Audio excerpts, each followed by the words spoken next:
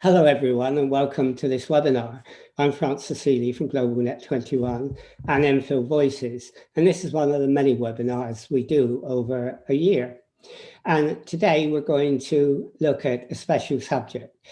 You know, in the last 20 years, we've had a number of crises. We've had the crash in 2008 and 2009, and today we've had the COVID crisis. And what surprised many people is in both crises, the government has managed to find the money it needed to tackle it. It bailed out the banks in 2008 and 2009, and now it's finding the money to put people on furlough, to tackle some of the infrastructure problems around the National Health Service and so on. And we're going to discuss that. We're going to discuss how does money grow on trees. And we've got Phil Armstrong with us, who's from the Gower Institute, and he'll tell us about that. And he belongs to a new school of economics, which looks at how money is created. So thanks for joining us today, Phil. And can I ask you, first of all, to very briefly just tell us a bit about yourself and your background? Thanks, Francis. Thanks for inviting me, and giving me this opportunity to talk about MMT.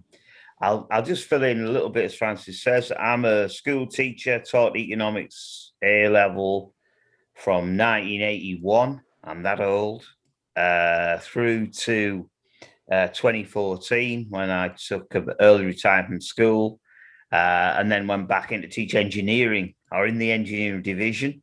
So I've taught a lot of economics. I'm a post-Keynesian, if that means anything to anyone. So essentially, I come from a Keynesian style background, but post-Keynesianism, although it's an excellent school, some fabulous economists in post-Keynesianism, to me, there are gaps in it. There are certain questions that come to my mind as a post-Keynesian.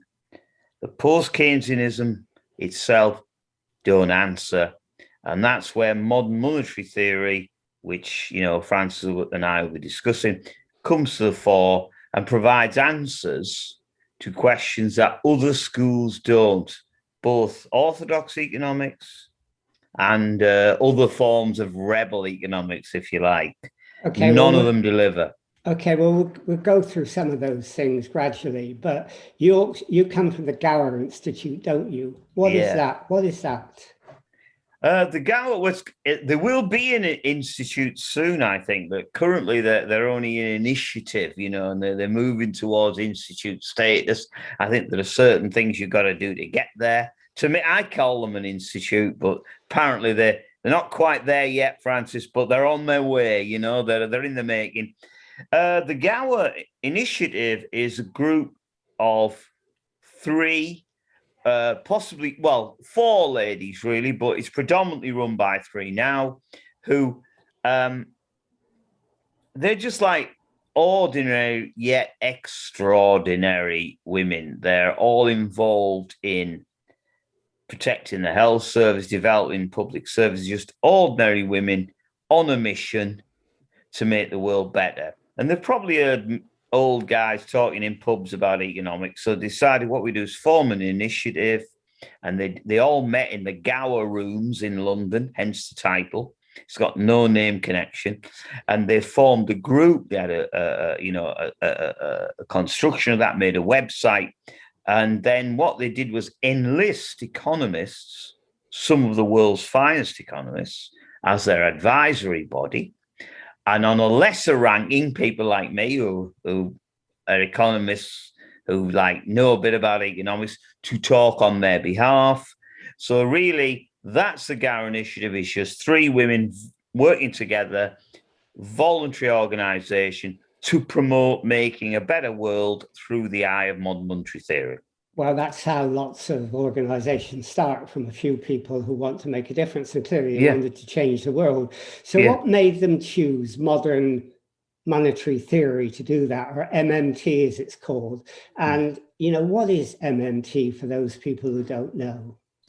Well, the first thing about what makes MMT particularly special is it challenges the way we think about the world, our framing of the world. All right. Now, I don't want to make it'd be £2,000. But so when Copernicus realized that it was the sun at the middle of the solar system, not the Earth, it's a completely new framing. So the observations were the same as they always were. You still see the same things in the sky. You just cohere them, if you like, against another framing. Now, MMT does that with economics, and that's what attracted Gims, to answer your question, Francis. That's what attracts a lot of people. It's a new framing. So you see the same things, money coming in and out of the government's bank account, banks making money. But now you cohere it against another framework. And what makes this is it makes sense. The old framework has people scratching their heads, like you said. So, well, how come the government's running out of money, but they bailed out all those banks and gave us all that furlough? But what is the new framework? That's what I want to get at. What is MMT? Right, okay. Well, I don't know whether people, but most people, I'm going to play devil's advocate. And you say to a guy, okay, where does the money come from for the government to buy all the things we need, like, nuclear weapons and the health service and new roads? Well, and people, the answer goes like this. Well, they get it from taxes. All right. So we pay our taxes, they go in a big bank account somewhere and they store it up.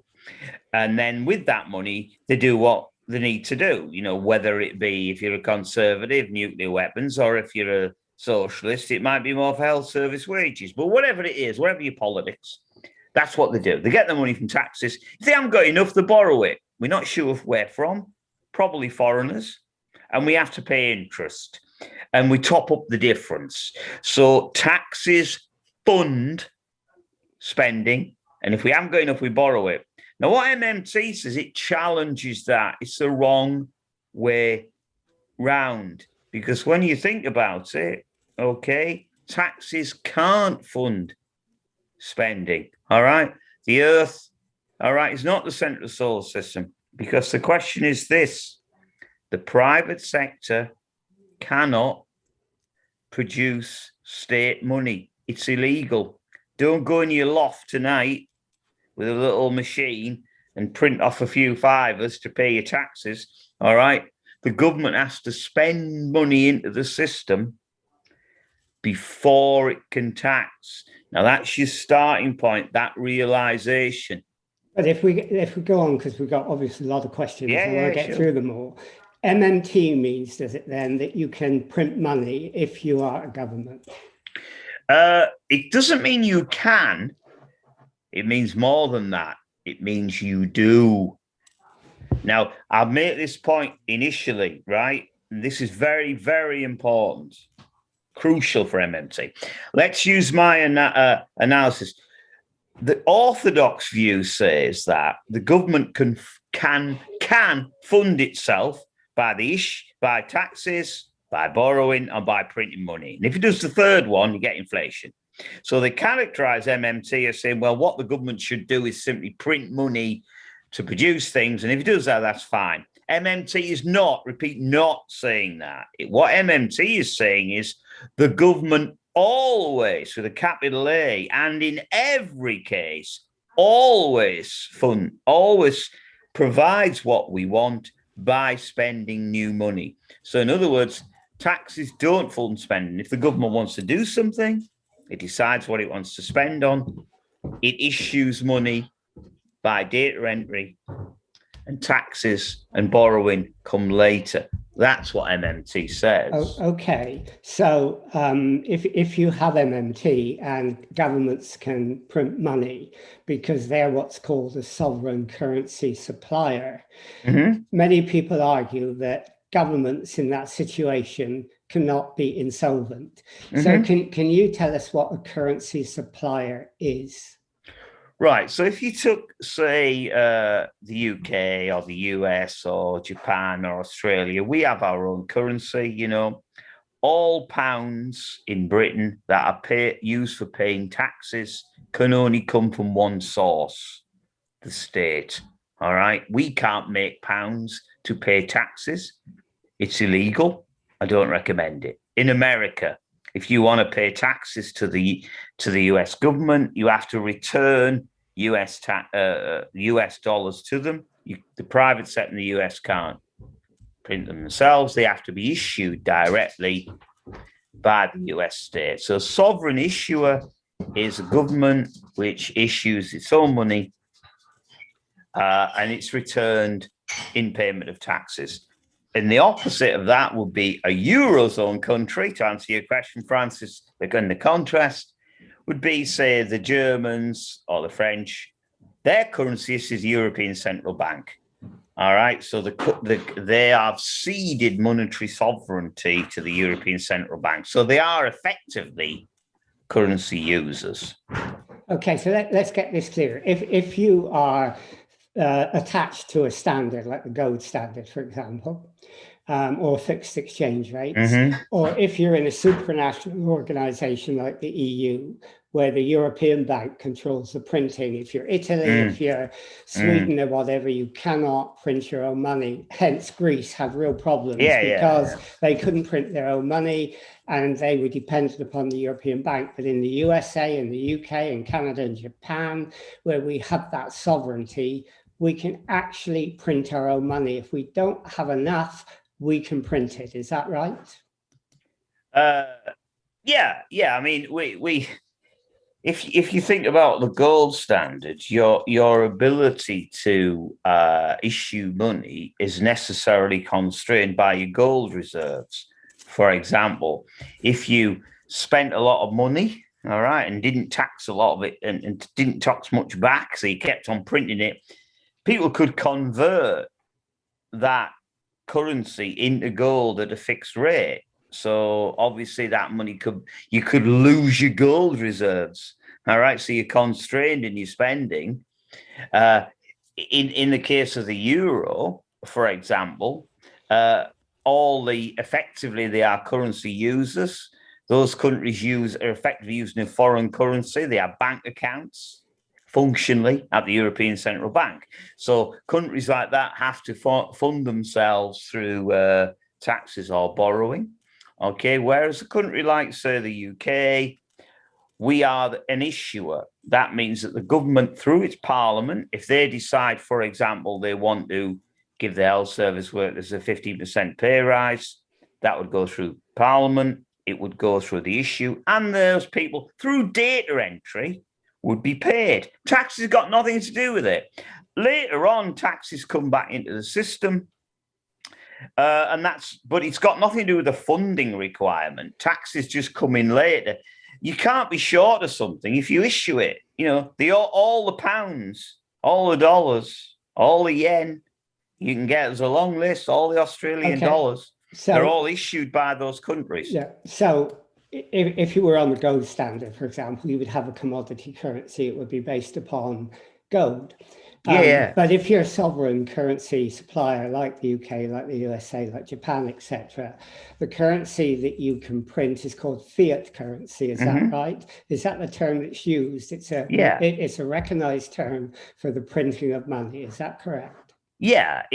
Basically, it means effectively all it means is that it relies purely upon the fiscal system. So, in other words, the value of the currency is underpinned by its acceptance in taxes. So it isn't backed by a commodity. So, for example, you know, like if we're under a gold standard, it wouldn't actually work in practice a lot of the times. Technically, you could convert currency into gold at a fixed rate. Where now you couldn't go to the Bank of England with a £10 note and say, give us me gold, that send you away. So what underpins the system is the fact it's accepted in taxes. So, I mean, this occurred, I gather, because we came off the gold standard, and then in the 1970s, President Nixon deregulated the dollar from fixed exchange rates, and that allowed countries to have control over their own currency for better or for worse. So what happened in 2008 to 2009, when banks became bankrupt? And now today, when COVID has hit us and hit our economy badly, with fiat currency, as we described it, then we can deal with the problem simply by the touch of a button. We can flick a button on a computer, not us, but a central bank, do that, and it can print money. Is that correct? Yeah, well, up to a point. Yeah, I mean, first point is that all economies and all communities are constrained by real resources. Now, this is the crucial point, that in any community, like, say, Britain, what constrains our ability to deliver a good lifestyle for our community is our real resources. What I mean is by that, people, their skills, their ability, their motivation, our infrastructure. So in a country like Britain, our government is not constrained by finance, but it is constrained by real resources. So we can't solve all our problems by the flick of a switch. What we can do, for example, is if we had 20,000 unemployed nurses who were sat at home with their feet up on the table and we needed more nurses, the government could press a button and employ them in nursing, solves the shortage of nurses. If, on the other hand, we had no nurses, flicking a switch ain't a problem. It wouldn't solve the problem. So the answer is governments are not, I repeat, not constrained by finance, but by real resources. If we have unemployment, they can be employed by the state to do jobs we want at almost zero cost. So when people say, oh, MMT, magic money tree, pressing the button solves that, it's a lie. It's not. No MMT says that. You have to be very specific. Governments are constrained. We're all constrained. A community is constrained by its real resources, what's available in the country. If the government spends money into the economy, it draws resources from one area to another. And if we have spare resources, fine. If we haven't, there is a cost, an opportunity cost of moving some resources to another. Okay, well, let's talk about that issue in a sec. But, listening to you, some people will be absolutely shocked. They can't believe that you can print money to get out of a crisis. I mean, conventional politicians have argued that, we have to have a balanced budget. And conventional politicians like Margaret Thatcher have said the national economy is like the household economy, and we have to make sure we don't go into debt. Now, why are they wrong? Why are they so conventional if you have this radical solution to our problems? Well, the thing is, first point, do politicians understand the system? No. Do any senior politicians understand the system? No. Is it a conspiracy theory? No, they don't understand. Let's get that in the bag, all right, for a start off. They have no understanding. Right, somebody like, I'm going to go to use the Copernicus example, because I think it's the best one. If you stand on the Earth in 1400 and you look up, it's obvious, isn't it, in 1400 that the sun goes round the Earth. You can see it. You're standing there, you can see the sun moving round. It does. You don't need to discuss it. Now we know it's the other way around. Now, if you look at the government's bank account, money constantly is coming in and out of the bank account. Now, somebody like Thatcher, when she looks at it, she coheres it as if the money coming in is paying for, inverted commas, the money going out. So in other words, she said the government's got no money of its own. It's only got taxpayers' money. She's wrong. What's happening is the money going out is allowing us to pay our taxes. Right. So if the government spends money through data entry and it taxes less back, who has got the money? Us. If the government spent $1 billion in a year, taxed back 800 million, would you agree it's got a deficit of 200 million? Who's got it? We have. The private sector.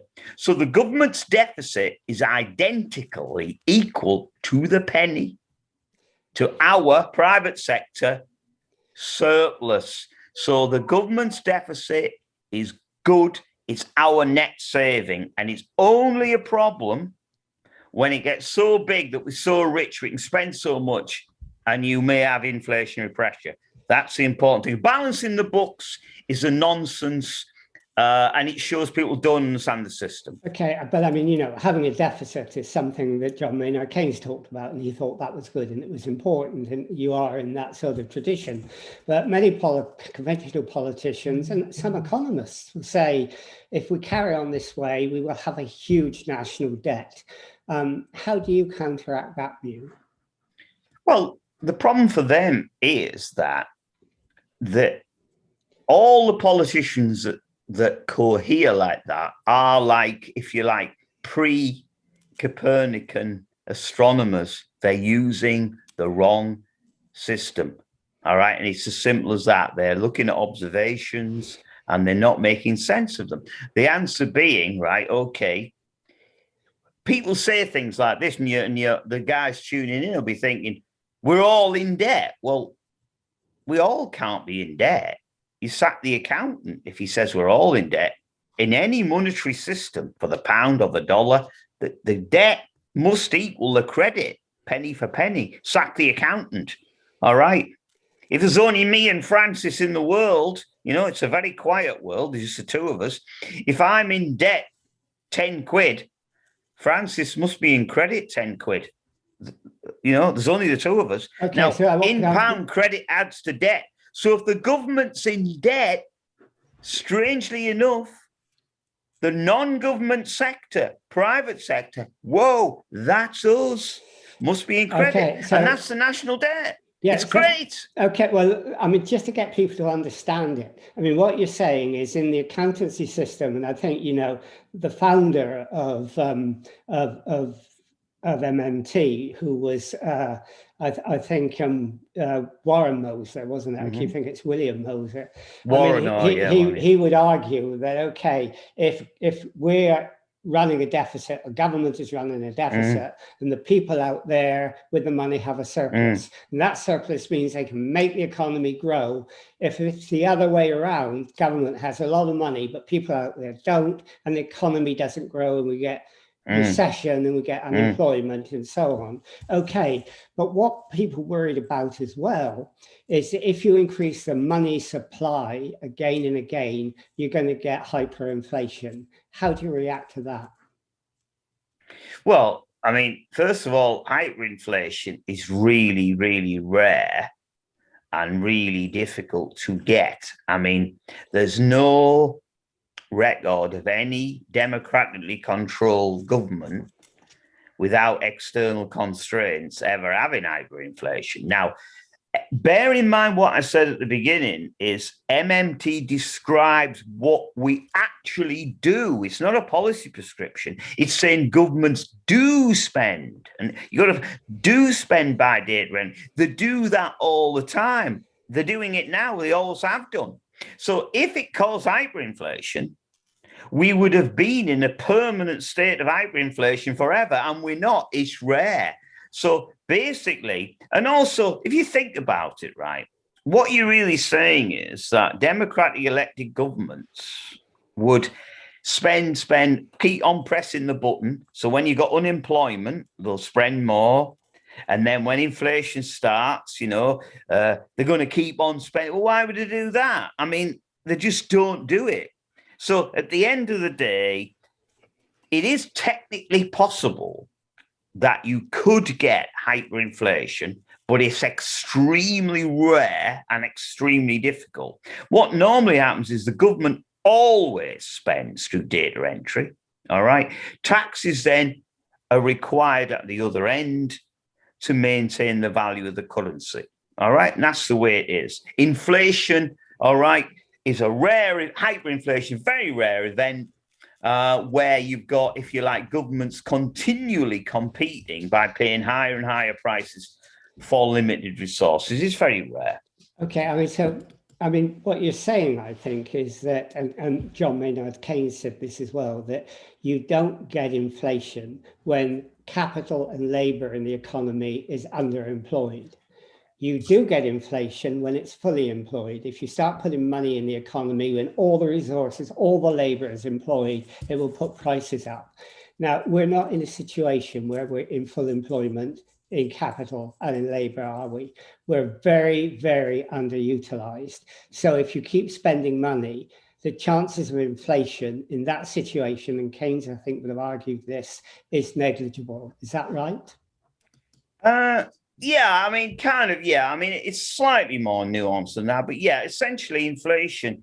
If you think about it, the government is the monopoly issuer of the currency. You know, the only people who issue currency are the government through its central bank and its agents, the bank, so licensed agents of the central bank.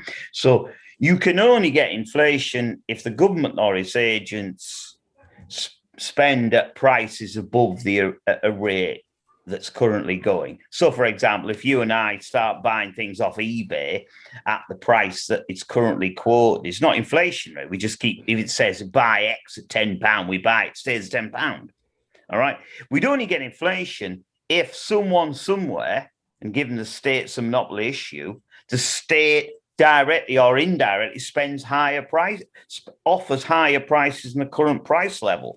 That's what inflation is. And so when you've got unemployed resources like we've got now, where the inflation target's 2% and, you know, inflation's 0.7, there's obviously loads of scope, isn't there, for the government to increase its spending at current prices and find that it's well able to increase our output. We don't need to worry about inflation.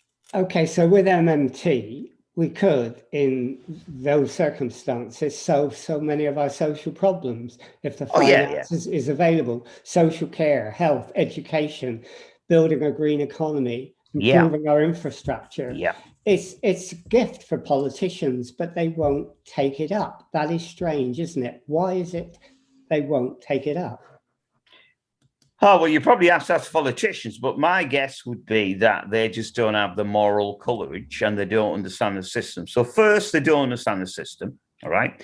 Secondly, let's say that you could explain to them how the system works. They daren't say it because it's a big risk. Imagine you were a Copernican astronomer in 1550, you know, would you be prepared to stand up at a conference and say the Earth goes around the sun, not the other way around? It's dangerous. Even a radical socialist type economist, would they say, look, the deficit is too small because the inflation rate is below target and we need jobs? I mean, imagine the headlines in the Daily Mail, you know, bankruptcy. And the problem is for a politician, one, they don't know. Two, they don't want to know because it's too high a risk. Then the question becomes, well, how will they ever know then? The answer is from the bottom. Ordinary people like you, like your listeners, like me, we start pushing. We start letting them know we understand. So they're at meetings and their constituents are saying, well, don't you realize the government spends through data rental? We've got a load of unused resources. Why don't we key in the money required to bring those real resources into active and productive use? And when they say, oh, well, won't that cause inflation? Then the member of the audience puts their hand up and says, no, of course not, because if you've got resources that are underused, you can buy them at the going price rate. So it's us that will make the change. Politicians haven't got the courage to do it. Well, that's not true of all politicians, is it? In America, some are beginning to change, like Alexandra Ortega-Cortez, AOC.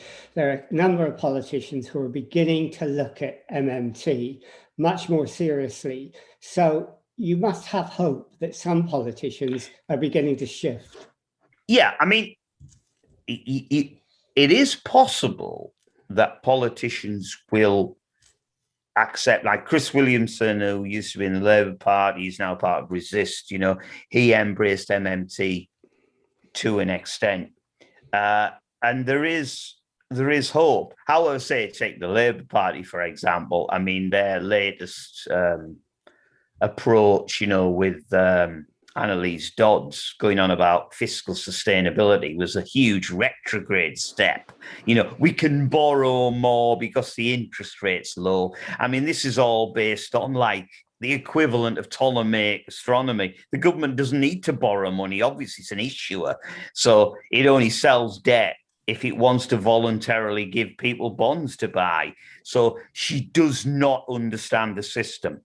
I've offered, just as a matter of interest, I have offered Rishi Sunak, and I've also offered a few other former chancellors the chance for an interview, but they don't want one. I mean, so I'd like to ask them the direct question: do you understand the system? Okay. But I take the point, there are one or two politicians on the margins, maybe more in the US and the UK, who might be open to MMT, but it's a hard road and we've got to drive them. They ain't going to do it themselves. Well, I know it's a hard road in all political parties. In the 1920s, the Labour Chancellor Philip Snowden was so orthodox that John Maynard Keynes thought he was next to useless. And so, there's a real job to do. Okay, so you've told us some of the basic tenets about it, and we've come to the end of our 30 minutes. So can I ask you, if anyone who wanted to get in touch with you, find out more about what you do, more about MMT, where would they go? I think go to the Gower Initiative website. Okay.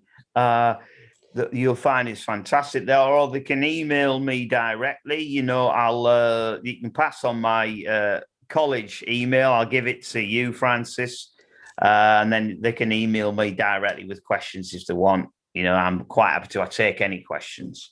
Okay, well, that's great. Thanks very much. And I would also say, if people want to really know more about it, read it's Stephanie, isn't it? Stephanie Kelton's book, Deficit Myth, because that explains it really, really in simple terms. Warren Mosley, you have to read it 5 times to understand half of it. But Warren's a genius. He operates on a different level. No, I agree with that. He is an amazing guy. But Stephanie Kelton is a really good book to read, and it will tell you a lot about MMT. Anyhow, Phil, thank you for joining us today, because I think it's interesting. Been a pleasure. And I think MMT is becoming more and more, increasing in volume in the discussion around how our economy should be and what the new economics should be. It's like the 1920s and the Keynesian ideas came. It was an incredibly exciting time, and he had to fight incredibly hard before it was accepted. MMT and some of the other newer theories of neo-Keynesianism and post-Keynesianism, because that's different. They're different. I think they are beginning to create an exciting time as well, where we can look at new ways of doing things and get away from the old orthodoxies. Anyhow, we've come to the end of the 30 minutes, so thanks for joining us, Phil, and we'll end this interview now.